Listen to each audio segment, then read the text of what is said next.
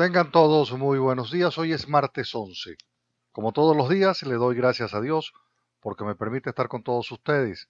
A ustedes gracias siempre por la sintonía con la que apoyan el programa. Una bendición temprana. Dios los bendiga a todos, absolutamente a todos.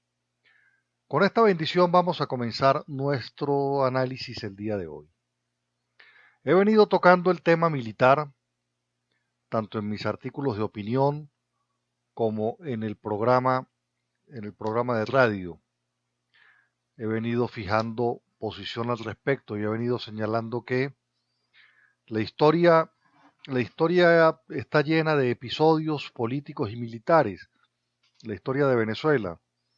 Y la situación que hoy tenemos, pues no es nueva si revisamos la historia. En otros tiempos he dicho que eh, la Fuerza Armada ha tenido papeles protagónicos, ha tenido también papeles no tan protagónicos en la vida nacional, pero es indispensable asumir el debate militar con mucha responsabilidad, sin descalificación de ningún tipo y procurando elevar el nivel del debate político sobre estos temas también. Pero el debate militar es un debate indispensable, porque todos aquellos que aspiramos a una república civil tenemos la convicción de que los militares tienen que estar en los cuarteles. Y cuando revisamos en particular una, una circunstancia histórica que les voy a presentar, usted me dirá al final de este segmento si estoy en lo correcto o no.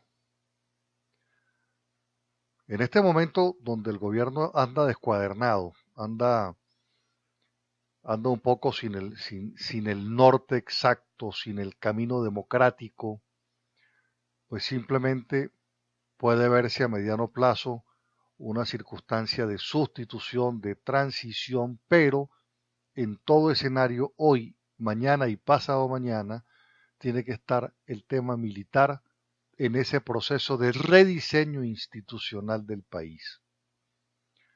Entonces, a la hora de tomar decisiones, a la hora de revisar, a la hora de dibujar una postura frente a lo que va a ser la historia por venir, es importante que revisemos qué fue lo que en el pasado se hizo y que el pasado nos oriente en el presente.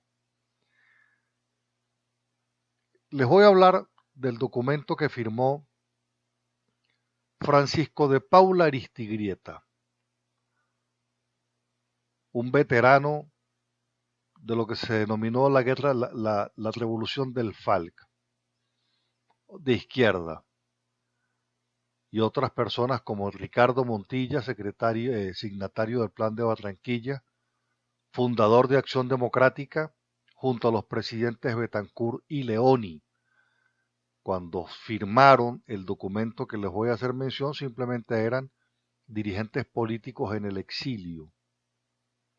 Y estamos hablando entonces de un documento que fue suscrito por este insigne venezolano Francisco de Paula Aristiguieta, Ricardo Montilla, Rómulo Betancourt y Raúl Leoni, documento que hoy tiene vigencia total y absoluta en Venezuela. Solamente tendríamos que cambiar los nombres de las personas para entender la vigencia de este texto corto que les voy a leer. Solamente habría que cambiar los nombres, porque el resto, en lo que tiene que ver al régimen autoritario, lo que falta es adecuar la fecha y las firmas, y simplemente sustituir la palabra gomecista por madurista, y el resto del texto queda absolutamente impecable.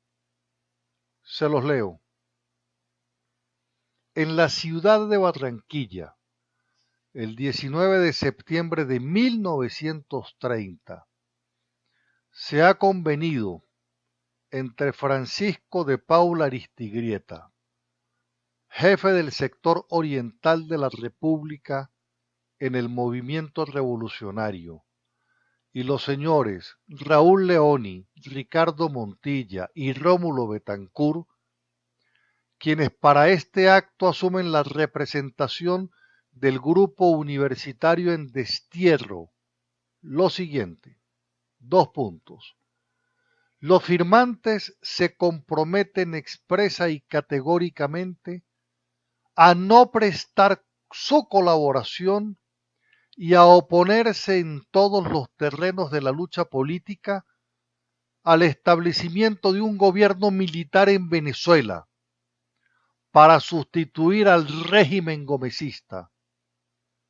Los pactantes no señalan su aversión a este o a aquel militar de las filas opositoras, solo que su ideología de raíces civiles y su conciencia de que el militarismo ha sido el peor de los males públicos de Venezuela no se avienen con la persistencia de los hombres de campamento y del cuartel en el manejo de la cosa pública.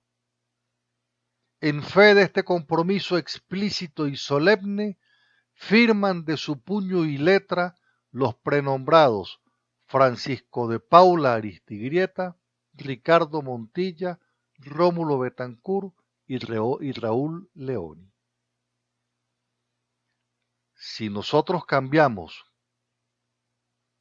los nombres efectivamente de Gómez por Maduro, este documento tiene plena vigencia.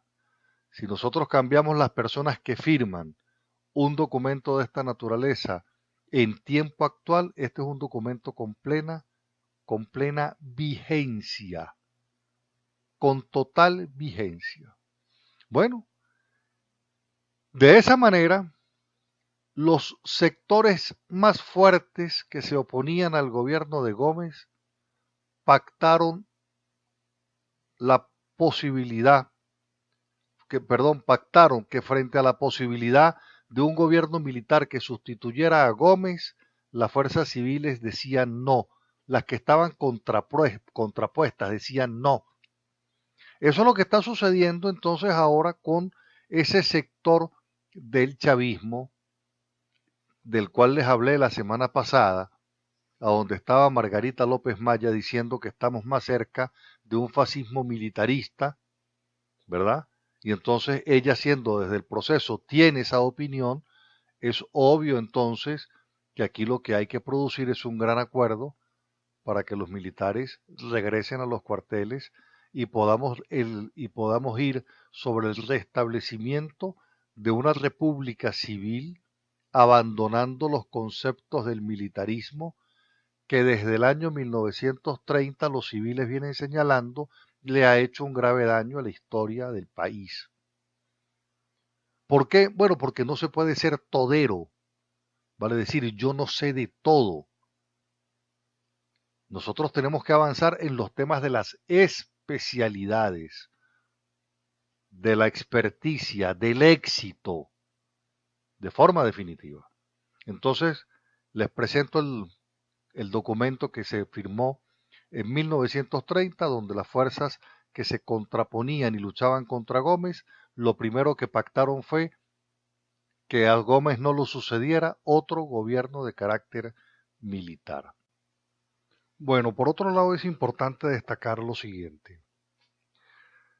Cuando se habla de rentismo en Venezuela, y Maduro habla con mucha frecuencia, y los revolucionarios y los gobernantes hablan con frecuencia del tema del rentismo, se les olvida que la pretensión que tienen de establecer un sistema de distribución de alimentos por vía de lo que llaman los CLAP, que no es otra cosa que la venta a precios subsidiados de alimentos que cada día son menos en cantidad y en calidad, eso es parte del rentismo, que no lo eliminas sino que lo incrementas, porque vas haciendo depender a las personas cada día más de esa dádiva que el gobierno puede ofrecer de conformidad como esté en sus finanzas.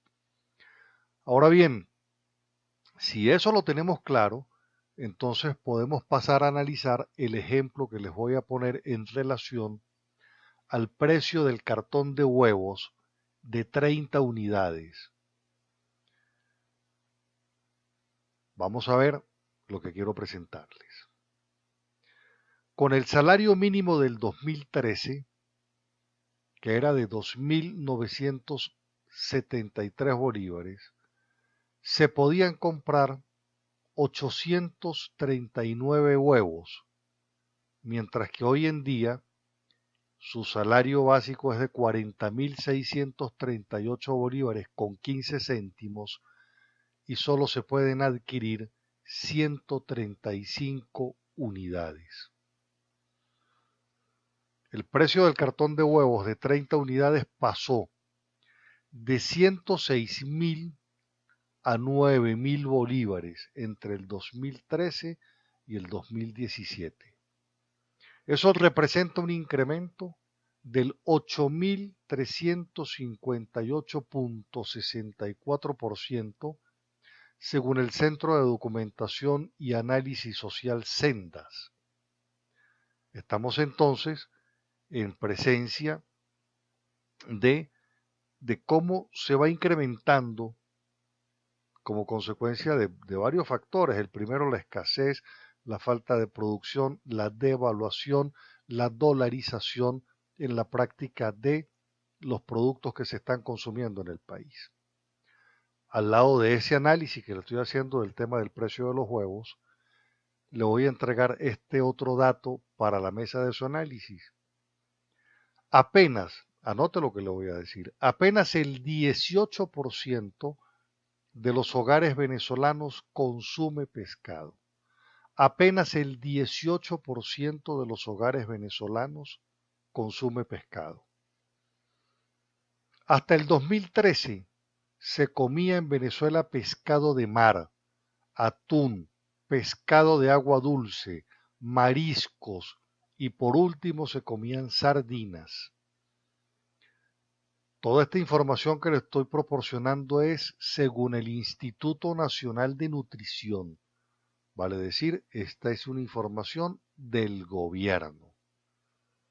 Ahora bien, las familias en pobreza extrema ingieren principalmente es sardina, pero sardina es lo que estamos comiendo ya todos.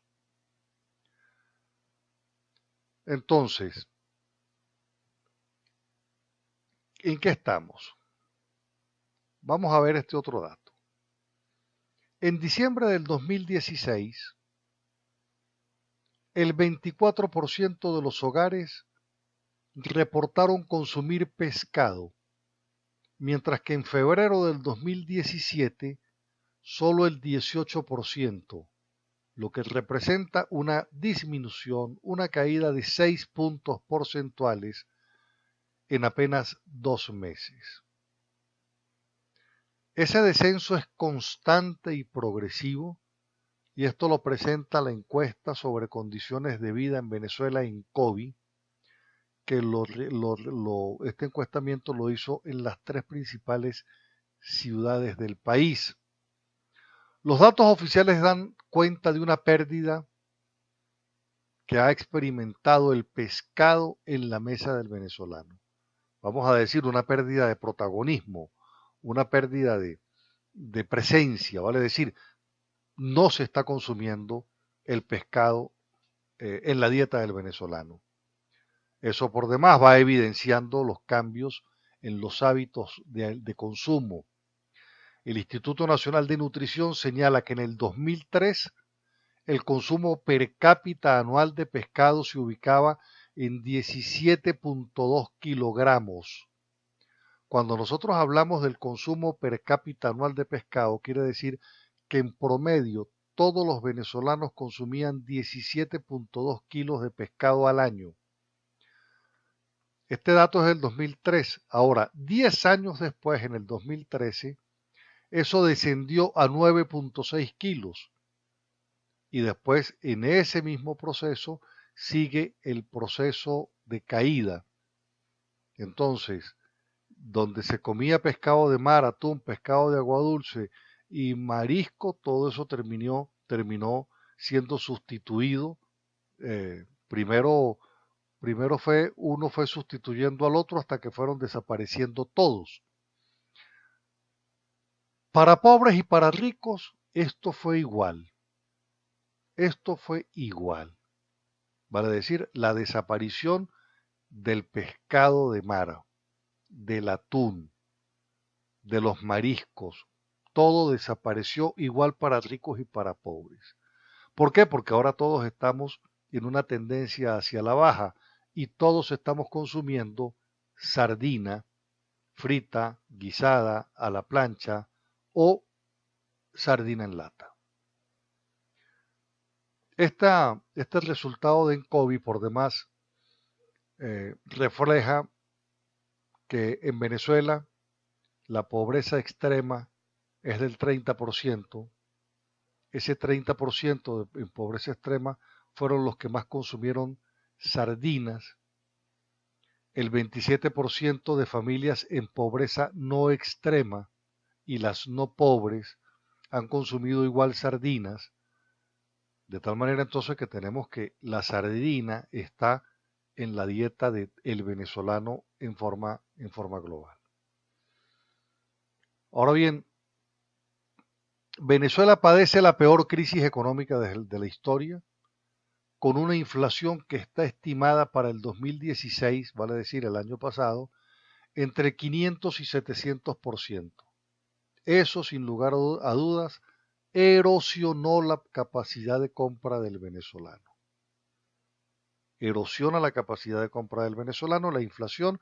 La inflación es el alto precio, pero si tiene usted una moneda que se va devaluando, entonces por supuesto la brecha se va ampliando cada día más. Se va ampliando cada día más. Por demás, hay ya poca variedad de pescados, obviamente, si no hay capacidad de compra, pues menos puede haber oferta. Bueno, otra de las cosas que estas estadísticas, estas encuestas están revelando, es el tema de que se están consumiendo menos proteínas. La implicación de la pérdida del consumo de pescado en la población es un proceso de deterioro en la ingesta de proteína de alto valor biológico. El 75% de la energía alimentaria que se está consumiendo proviene de almidones y grasas. Hay una caída importantísima hasta del 30% en el consumo de proteínas de origen animal, que a su vez son la fuente del hierro y nutrientes fundamentales.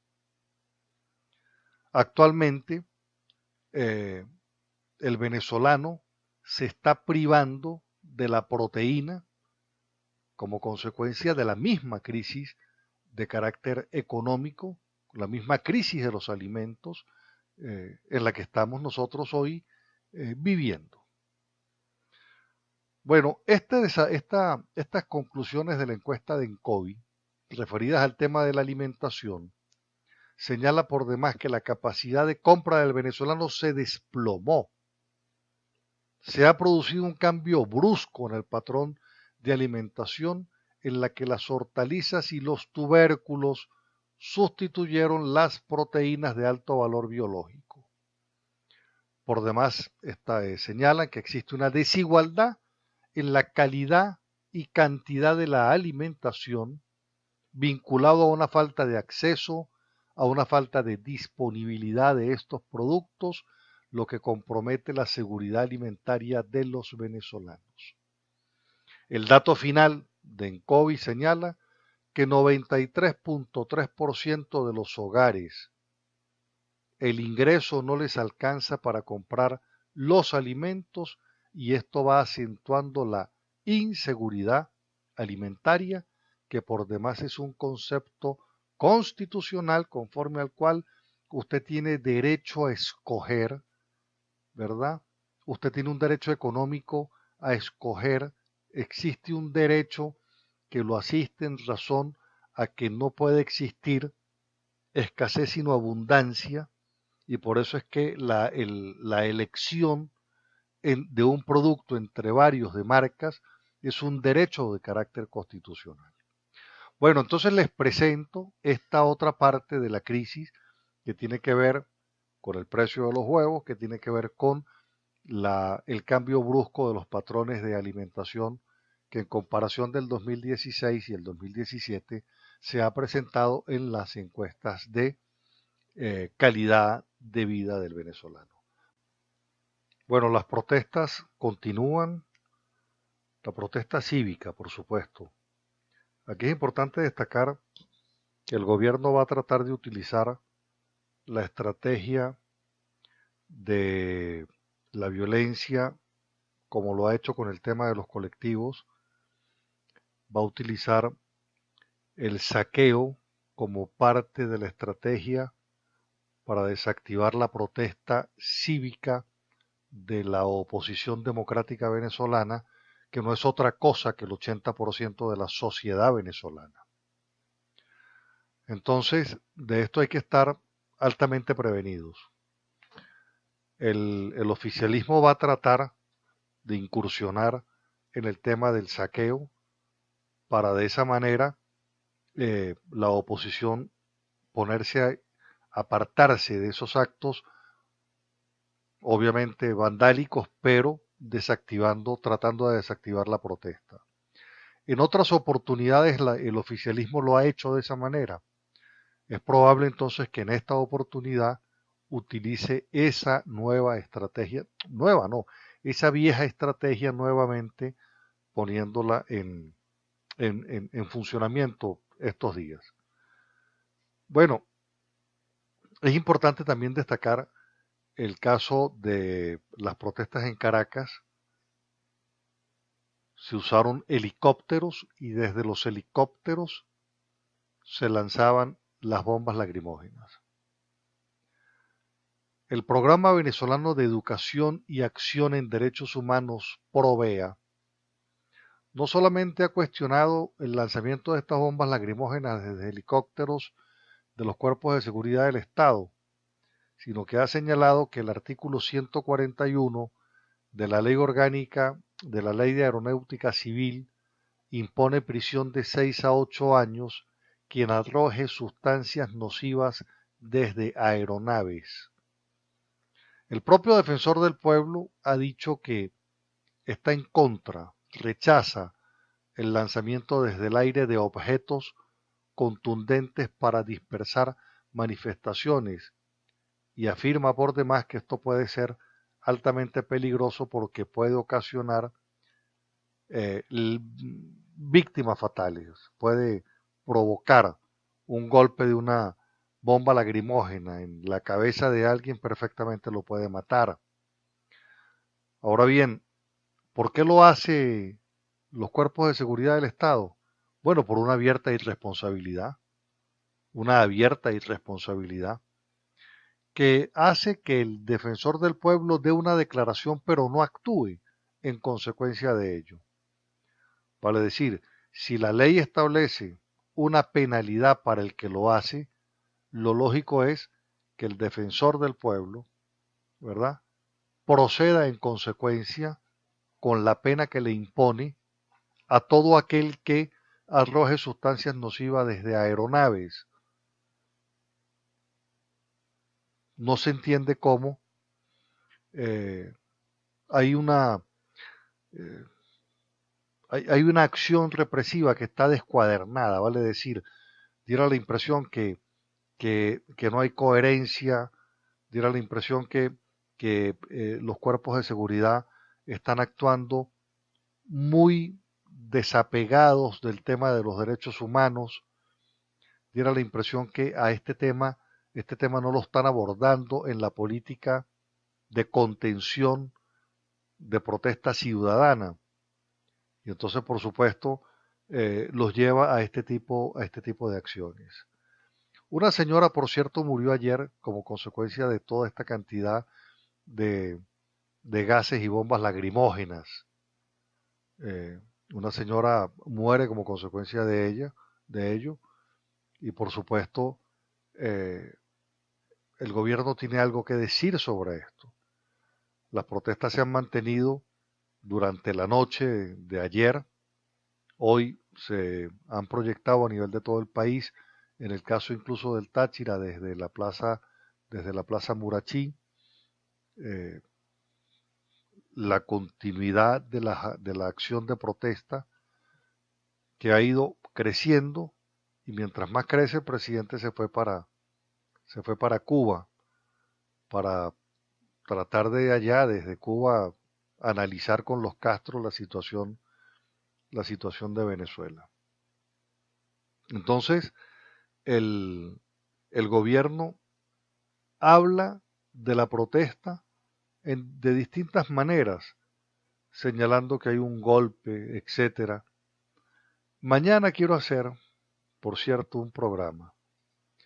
Quiero que por demás no se lo pierda, no porque lo haga yo, sino porque voy a hablar de una cosa que tiene que ver con la acnotología, que tiene mucho que ver con la creación, la generación, la producción de la mentira, que tiene que ver con un poco lo que es la guerra espiritual, las tácticas del engaño en la lucha política que estamos llevando adelante, desde el punto de vista de lo que el gobierno hace en contra de los ciudadanos, cómo es que aborda y cómo el gobierno va vendiendo y va propagando ignorancia y esa ignorancia la utiliza como un caldo de cultivo en su beneficio. Bueno, por eso es que el gobierno entonces habla de golpe de Estado, pero no quiere seguir corrigiendo lo que fue el autogolpe de Estado, que tiene que ver con la eliminación de las competencias de la Asamblea Nacional, que he dicho por demás, para que la Asamblea Nacional vuelva a tener competencias necesitan el Tribunal Supremo de Justicia desechar 56 sentencias que ha dictado en contra de la Asamblea Nacional. Entre otras, debería de una vez también sentenciar el hecho de la convocatoria de las elecciones en Amazonas, que han dicho que se retiraran los diputados se retiraron y no han querido convocar las elecciones de Amazonas, que estaba en el marco de los acuerdos del año pasado. Y fíjese que a pesar de que la oposición y la Asamblea Nacional retiró a los diputados, el gobierno no cumplió en la convocatoria de ese proceso de carácter electoral.